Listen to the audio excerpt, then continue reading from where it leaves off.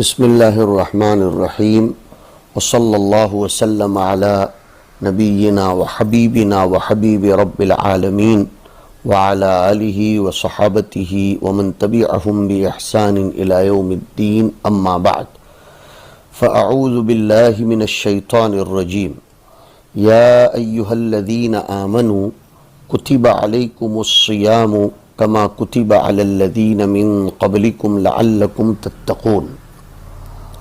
ابواب البر کا بیان چل رہا ہے۔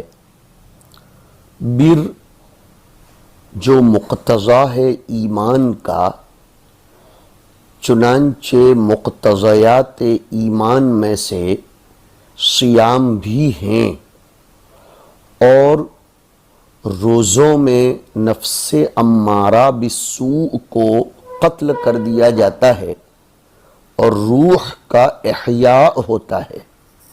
اس اعتبار سے اس کو قصاص والی آیتوں سے ربط ہو جائے گا۔ موت کے وقت وصیت کرنے والا حکم قصاص کے ساتھ اس کا ربط تو ظاہر ہے، قصاص میں موت ہے۔ اگرچہ قرآن کریم قصاص میں حیات کہتا ہے، وہ ایک الگ مصلحت ہے، لیکن قصاص میں آدمی مرتا ہے اور اس کو مارا جاتا ہے، اور مرتے وقت وصیت کرنے کا حکم تھا۔ روزوں کے باب میں کہا جا رہا ہے کہ روزوں میں قتل نفس اور احیاء روح ہے، اس لیے روزوں کا حکم لایا گیا، اور روزوں کا مدار اہلہ پر ہے، اس لیے یسألونک عن الاہلہ اس کے بعد تفصیل سے آ رہا ہے۔ طلبہ کو معلوم ہونا چاہیے کہ اکثر احکام شریعت کی طرح رمضان کے روزوں میں بھی حکمت تدریج کو ملحوظ رکھا گیا ہے۔ صیام رمضان کی فرضیت سن 2 ہجری میں ہوئی، اور روزہ روحانی، اخلاقی، اقتصادی، معاشرتی، طبی، سیاسی، ہر لحاظ سے اہم اور بہترین عبادت ہے۔ آپ حضرات یہ معلوم رکھیں کہ اللہ رب العزت کی 2 شانیں ہیں، شان حاکمیت و جلالیت جس کا مظہر نماز و زکوٰۃ ہے، اور شان جمالیت جس کا مظہر حج و روزہ ہے۔ قوت شہوانیہ اور غضبیہ کو دبا کر قوت ملکوتیہ کو ابھارنے کے لیے روزہ زبردست عبادت ہے۔ قوت شہویہ کو مدد غذا اور جنسی خواہشات سے ملتی ہے، بلکہ قوت غضبیہ میں بھی دم خم تو غذاؤں کی بدولت ہی ہے۔ تو روزے سے ان دونوں کو مضمحل کر دیا گیا، اور ملکوتی صفات کو پیدا کرنا مقصود ہے۔ نیز تخلقوا باخلاق اللہ کا مصداق بھی انسان بنے گا، اور پھر کیا بہترین بات ہے کہ عشر اخیرہ کے اعتکاف سے محبت الہیہ پروان چڑھے گی، اور پھر تو ایام حج میں عشق کا مظہر ہی مظہر ہے۔ سیدنا معاذ ابن مسعود ابن عباس، قتادہ، ضحاک اور عطا رضی اللہ عنہم، ان سے مروی ہے کہ عاشورہ اور ہر مہینے کے 3 روزے حضرت نوح علیہ السلام کے زمانے سے لے کر حضرت محمد صلی اللہ علیہ وسلم کے زمانے تک رہے، پھر رمضان کے روزوں سے یہ منسوخ ہو گئے۔ حسن بصری سے مروی ہے کہ واللہ ہر گزشتہ امت پر پورے 1 مہینے کے روزے فرض رہے، جس طرح ہماری امت پر۔ ابن عمر رضی اللہ تعالی عنہما سے مرفوعاً یہ مروی ہے کہ اللہ نے رمضان کا روزہ اگلی امتوں پر فرض کیا تھا۔ روزہ بہت بڑی نیکی ہے، جیسے میں نے ذکر کیا کہ وہ ملکوتیت کو تقویت بخشتا ہے اور بہیمیت کو کمزور کر دیتا ہے۔ روح کے صیقل کرنے میں اور طبیعت انسانی کو مقہور کرنے میں روزے کی مثال نہیں ہے۔ روزے سے ملائکہ کے ساتھ تشبہ عظیم پایا جاتا ہے، ملائکہ کی محبت انسان کو حاصل ہوتی ہے۔ اسی لیے حدیث شریف میں آیا کہ روزہ میرے لیے ہے، فَأَنَا أَجْزِي بِهِ وَفِي قِرَاءَةٍ فَأَنَا أُجْزَى بِهِ۔ روزے کی بہت سی مصلحتیں بھی ہیں۔ غلبۃ العقل علی النفس، دوسرا الخشیۃ والتقوی، تیسرا النظر علی عجز نفسہ ومسکنتہ وعلی جلال قدرت اللہ تبارک و تعالی۔ انسان کو اپنی بے بسی نظر آتی ہے اور اللہ کی قدرت و جلال اس کو سمجھ میں آتا ہے۔ چوتھی حکمت، بصیرت کی آنکھیں کھلتی ہیں، احساس بیدار ہوتا ہے۔ پانچویں حکمت، دور اندیشی کا خیال ترقی کرتا ہے۔ چھٹی حکمت، اشیاء کے حقائق سامنے ہو جاتے ہیں، کھل جاتے ہیں۔ ساتویں حکمت، بہیمیت اور درندگی والی جو صفات ہیں اس سے انسان دور ہونے لگتا ہے۔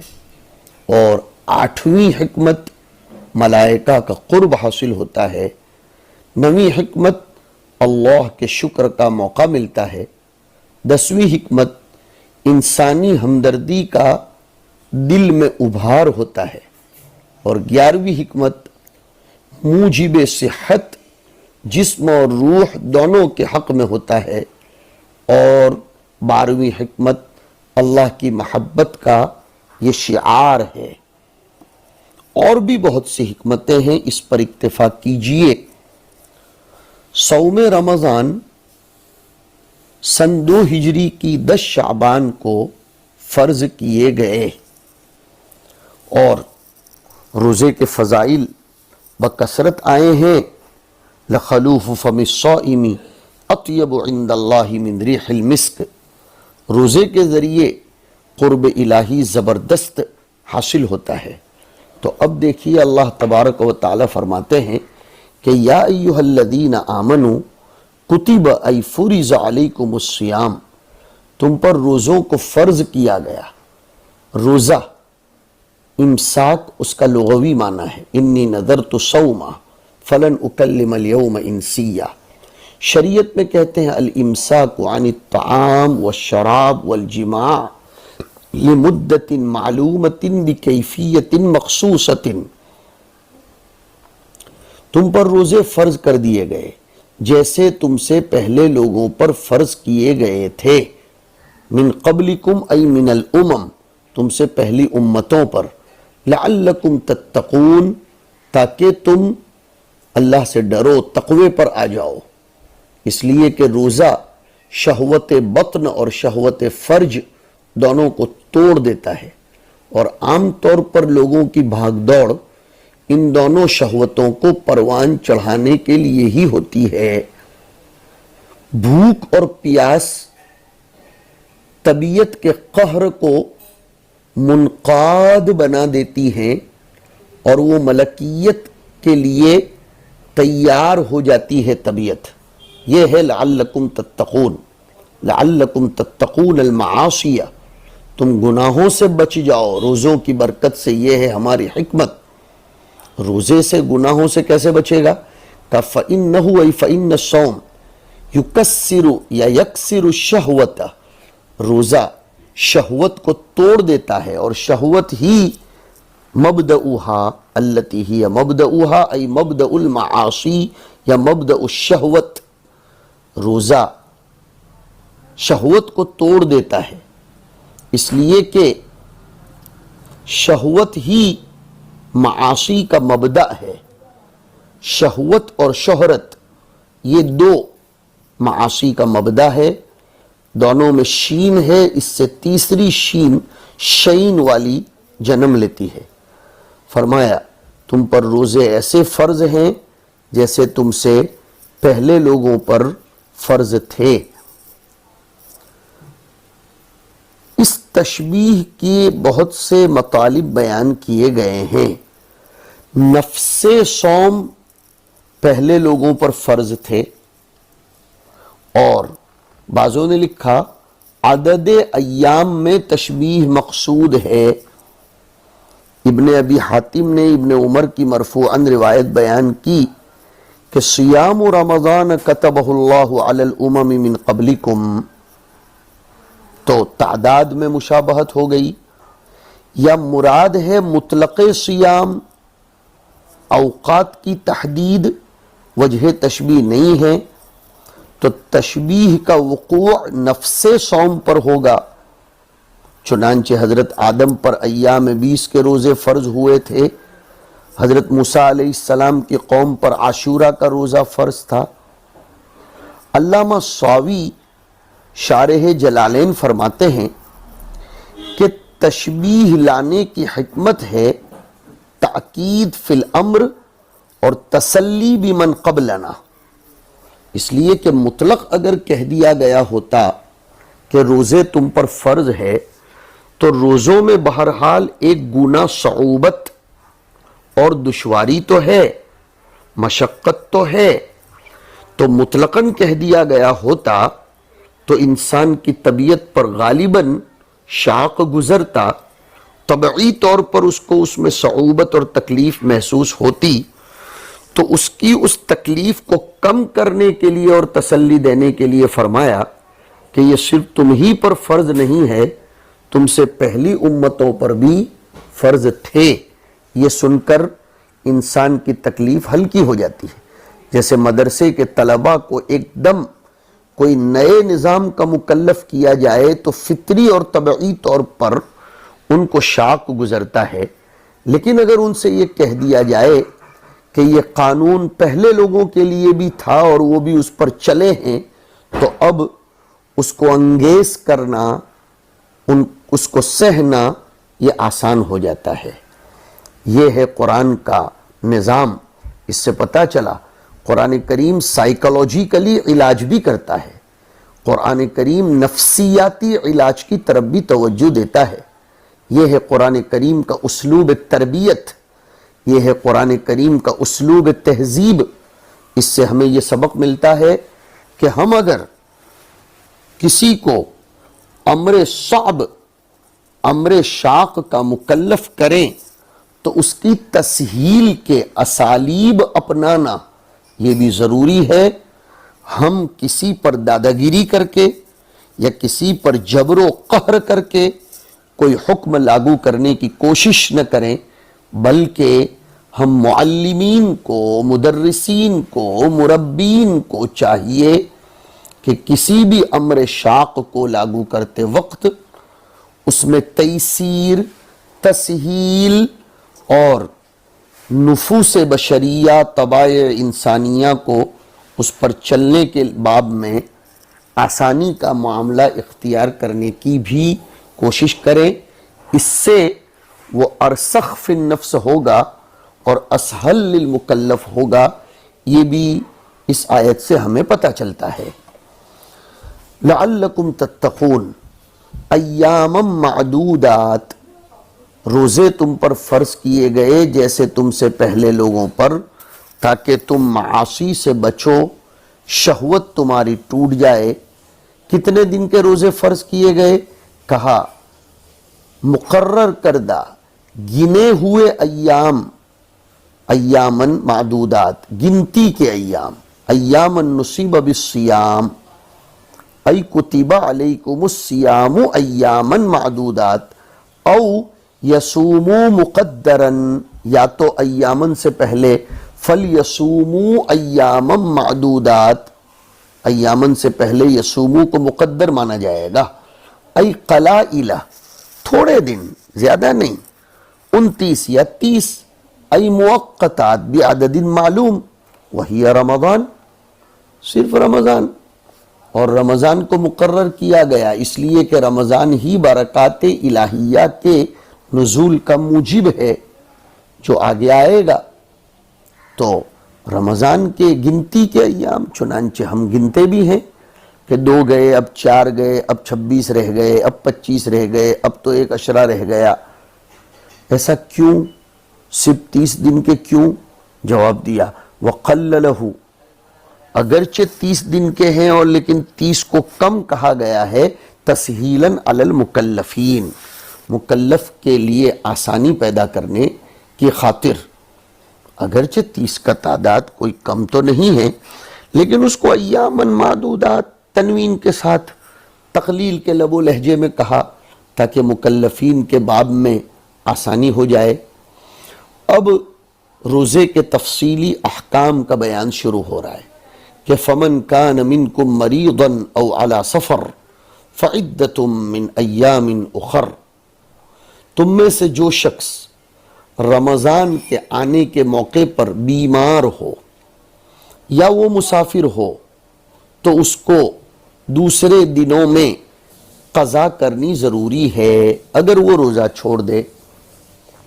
فَمَنْ كَانَ مِنْكُمْ حِينَ شُهُودِهِ، رمضان کے آنے کے موقع پر اگر تم میں سے کوئی بیمار ہو تو بیماری واقعی بیماری ہے، حقیقی بیماری ہے، عجز وہمی اور تقدیری نہ ہو۔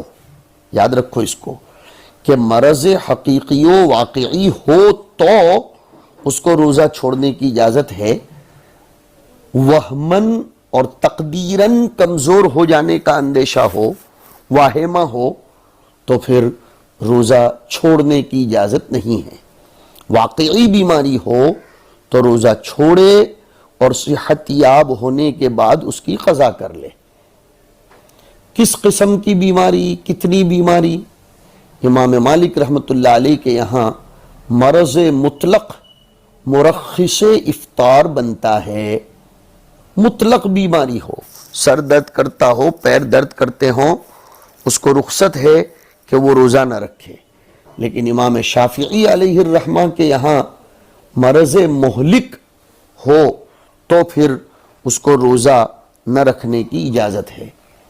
تو امام مالک کے یہاں نہایت درجہ افراط ہے، شافعی کے یہاں تفریط ہے، حنفیہ کا مسلک معتدل ہے۔ وہ فرماتے ہیں کہ اگر مرض کا اشتداد یا امتداد ہو تو پھر اس کو روزہ نہ رکھنے کی اجازت دی جائے گی۔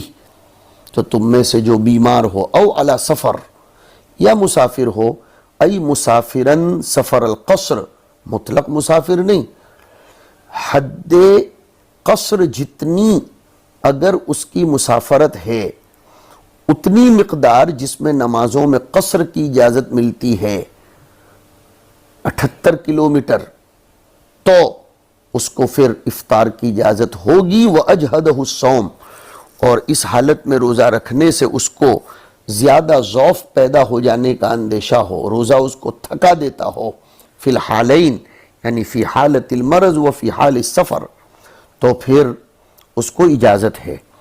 لیکن وَأَجْهَدَهُ الصَّوْمُ والی قید میں نظر ہے بالنسبت للسفر، اس لیے کہ سفر میں مشقت شرط نہیں ہے، بلکہ مطلق سفر جو مسافت قصر والا ہو وہ سفر مبیح مطلق ہے، اور مسافر کو افطار کی اجازت دی گئی کثرت مشقت قطع مسافت کے سبب سے۔ رخصت کا حکم باقی ہے ہر مسافر کے لیے، چاہے مشقت پائی جائے یا نہ پائی جائے۔ تو مشقت یہ علت نہیں ہے بلکہ اس کی حکمت ہے۔ چنانچہ اگر کوئی سفر مشقت بھرا نہ بھی ہو لیکن مسافت قصر کا ہو تو بھی اس کو رخصت فطر تو ہے۔ فَأَفْطَرَ، اب وہ مرض اور سفر میں افطار کر لیتا ہے یعنی روزہ نہیں رکھتا، فعدتن، یہ اس سے پہلے ایک عبارت مقدر نکالی، ای فعلیہ عدد ما افطر، جتنے روزے اس نے چھوڑ دیے اتنی مقدار من ایام اخر، دوسرے دنوں میں اس کے لیے قضا کرنا ضروری، یصومھا بدلہ، وہ چھوڑے ہوئے افطار کیے ہوئے روزوں کے بدلے میں اتنے دنوں کے روزے قضا کرے گا۔ تو عرض کر رہا تھا میں کہ مشقت یہ علت نہیں ہے، اب یا تو کہہ دیجئے کہ مشقت علت ہے، لیکن اس علت کے قائم مقام سفر کو بنا دیا گیا۔